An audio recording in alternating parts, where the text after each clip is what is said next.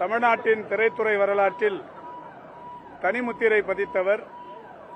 தென்னிந்திய மொழிகள் அனைத்திலும் 400க்கும் மேற்பட்ட திரைப்படங்களில் நடித்து மிக சிறந்த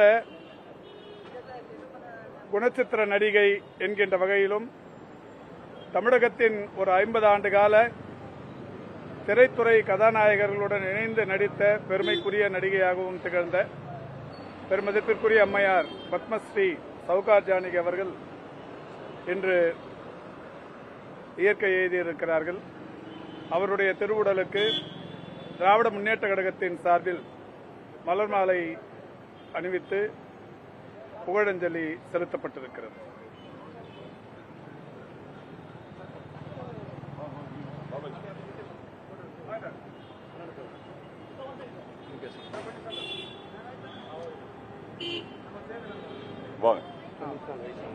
தெரியும்.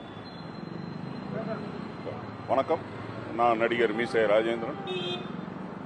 பத்மஸ்ரீ எங்களுடைய மூத்த கலைஞர் அம்மையார் ஜவஹர் ஜானகி நம்மளை விட்டு பிரிஞ்சிட்டாங்க. சுமார் 400 படங்கள், அது பெரிய விஷயம். அது இல்லாமல் தேசிய அளவில் விருது, கலைமாமணி அப்படின்னு சொல்லி நிறைய விருதுகள் வாங்கியிருக்கிறாங்க. 7 தலைமுறை நடிச்சிருக்கிறாங்க. அதுவும் மிகப்பெரிய விஷயம். ஏன்னா ஒரு தலைமுறை நடிக்கிறதே பெரிய, நம்ம கஷ்டப்பட்டு நான் நடிக்கிறோம், நமக்கு தான் தெரியும், நடிகர்களுக்கு தான் தெரியும். ஒரு தலைமுறை நடிக்கிறதுங்கிறதே கஷ்டமான விஷயம். பட் அவங்க 7 தலைமுறை நடிச்சிருக்காங்கன்னா அது மிகப்பெரிய ஒரு விஷயம். நேற்று மதியம் தான் ஒரு 12 மணிக்கு நான் வந்து பிரபு சார்கிட்ட போன்ல பேசிட்டு இருக்கும்போது எதாச்சியா வந்து அந்த உயர்ந்த மனிதன்ல ஒரு சீனை பத்தி நானும் பிரபு சாரும் வந்து டிஸ்கஸ் பண்ணோம். அது என்னன்னா, இவங்க வந்து அவங்க ஒய்ஃபா நடிச்சிருப்பாங்க, சாப்பாடு கொடுத்து விட்டுருப்பாங்க. அந்த சாப்பாடை சாப்பிட மாட்டாரு. அப்புறம் அந்த கேரியர்ல வந்து சாப்பாடு அப்படியே திரும்ப வரும்.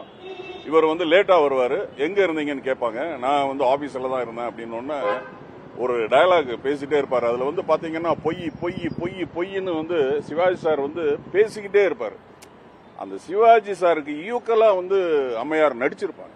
இதை வந்து நேற்று மதியம் நானும் பிரபு சாரம் வந்து பேசும்போது எதாச்சியா ஒரு 12 மணிக்கு பேசணும், 2 மணிக்கு இப்படி ஒரு செய்தி கேள்விப்பட்டது ரொம்ப சங்கடமா இருந்தது. அவருடைய ஆத்மா சாந்தி அடையணும். அவங்க குடும்பத்தாருக்கு ஆழ்ந்த இரங்கல். நன்றி.